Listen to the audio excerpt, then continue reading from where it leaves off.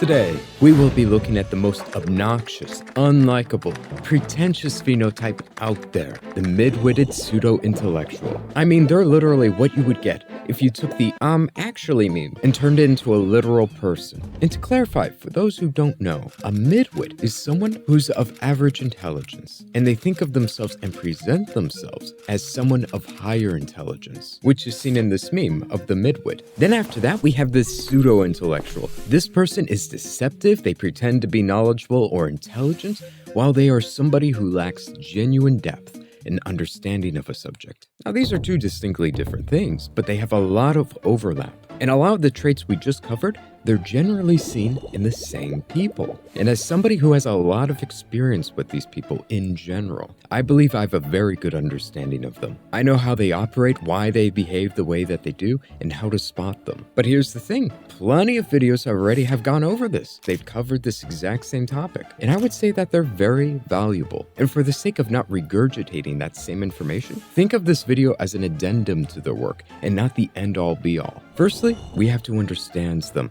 know exactly what drives them, and at their core, they are very antisocial people who are extremely insecure. That is where a lot of their obnoxious behavior stems from. Now let me give you an example here. Let's say that you were talking to one of these midwits, and you said, "The weather outside looks beautiful." Off of that statement alone, they're gonna rush into it and say, "Yes, it is." And that happens because of the high pressure systems over our heads. You see, the clear skies happen when the air sinks instead of rising, and the way that the sunlight scatters through the atmosphere and makes it look brighter. Oh, we haven't even talked about what do you even mean by beauty and how we can prove what beauty is at the end of the day. Oh my word. Just shut up. Nobody cares. Nobody gives a shit about whatever you're saying right there. We have all had this happen to us. We've had this person who goes on an extremely long tangent that nobody cares about, just for the sole purpose of demonstrating how much they've read on Wikipedia. And the reason why they do this is because when you interact with them, is what is always at the center of their mind is, how can I take this opportunity to show the people around me how smart and knowledgeable I am? Which at the end of the day is rotten to the core because it is only self-serving. And people can sense this. We all sense this coming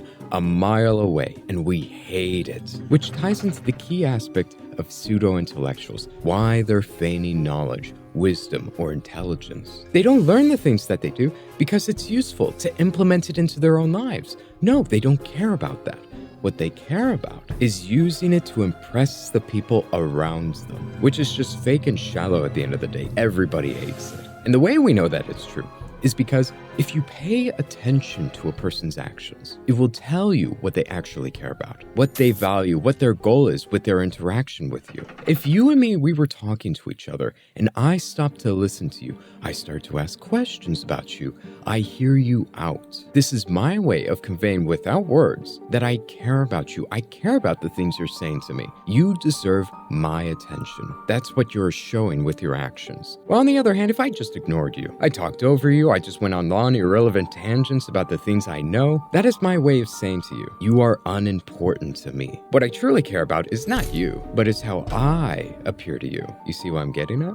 This is one simple example to explain the lens in which we need to view these things. If you use this lens to view all social interactions between people, you will have a better understanding of people in general. And it's through this lens that we can examine some of the stereotypical behavior of these midwits. One common example is the nitpicking behavior. It could be you make a small typo, you mispronounce something, and they'll hone in on that and use it against you. While in reality, it's not an issue. Everybody knew what you meant. We could let it slide and it wouldn't change anything. But the midwit, the pseudo-intellectual, they will not. These people will never miss an opportunity to pop in and show, actually, this is the correct way you say it. This is what you actually mean. And at the end of the day, this action, it doesn't aid in the conversation. It doesn't aid in clarifying anything to anybody. And it is nothing more to these people than an opportunity to showcase how much they know at your expense. Again, you gotta remember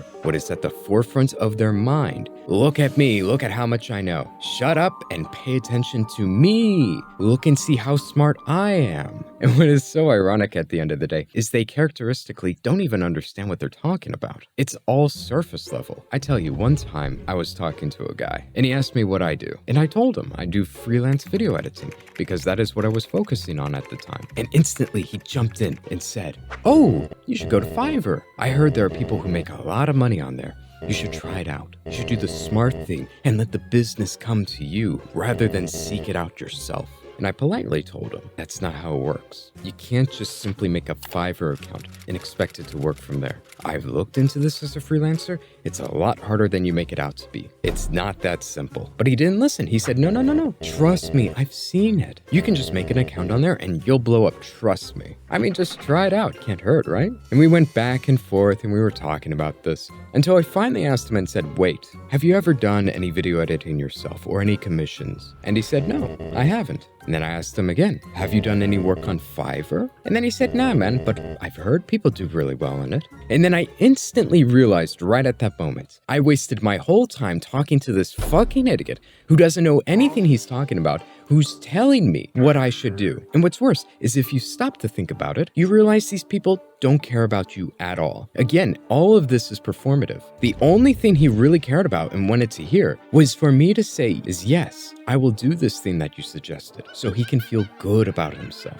That's all he wanted. That's all he cared about. This whole conversation at the end of the day was simply self-serving to him, to give him an ego boost. But let me tell you about another story, another interaction I had. I one time met this girl and asked her, what are you going into college for? And she said photography. And then she told me what her whole plan was, to get hired by a big company and to do their marketing for them. And for everybody who's into photography, I know you've heard this a billion times before. People tell you should become a freelance wedding photographer. You should start your own business. You'll make so much money. Just take pictures of people at their weddings. That's what you should do. But instead of saying any of that, I stopped and said, I'm curious. Why are you interested in working for a corporation instead of doing freelance work like everybody says? And after that, she instantly lit up. She told me why. She went over the pros and cons of it. She talked about the negatives of doing freelance work rather than having a stable job at a company. Different things like that. She went into great detail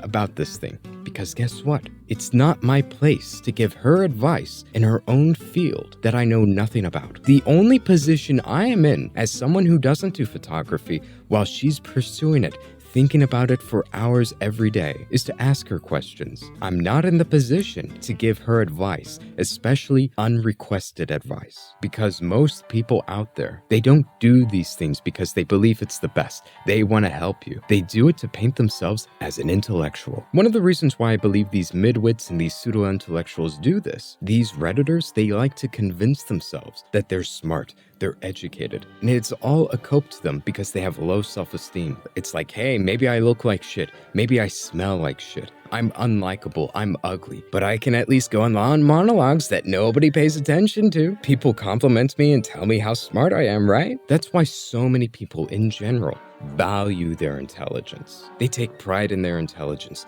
They base their self-esteem upon it, which is unhealthy. I don't think you should do that. Because if you are actually intelligent, that is not an earned virtue. You did nothing to earn it. You were simply born with it. People who fixate on their own intelligence, they usually have nothing going on in their lives that they can rest their self-esteem on. That alone is their one pillar they rely on. And if you threaten that, if you shake it by being smarter than them or undermining their intelligence, they will hate you. Because that's the one thing they have in life. Never undermine it or shake it. Never point out how they are wrong, because they will hate you. And what we can learn from this is, one, we should not rest our self-esteem on intelligence. Secondly, we need multiple pillars of self-esteem. If you base it off of intelligence, there are going to be people out there by virtue of existing that will make you feel inferior and hateful. Whereas, let's say you're a retard. You can be a happy, lovable retard. You can say to yourself, well, I might be retarded, but I'm at least moderately attractive, or I take care of my looks.